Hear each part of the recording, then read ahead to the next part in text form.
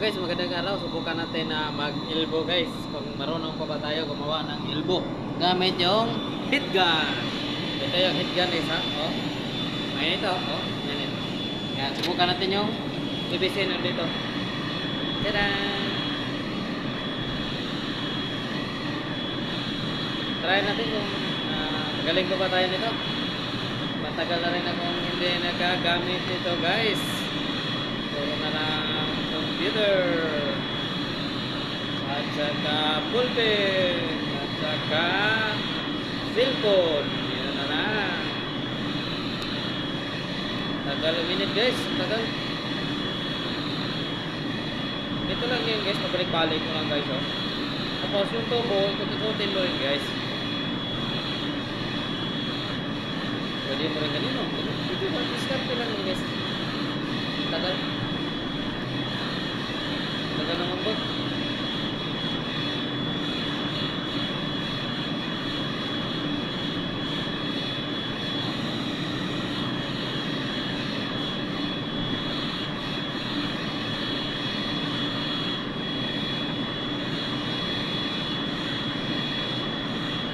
Pasensya na kayo guys, parang puti yung tubo ginamit ko. Pero orange to guys ha. Pinantarahan lang. Yun. Ngambot na guys. Yan o. Oh, kulang pa. Kailangan malambot talaga siya guys.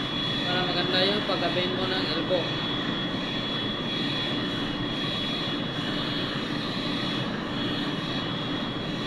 Yun. Okay. Ganyan lang guys, oh. Oh. Elbow na.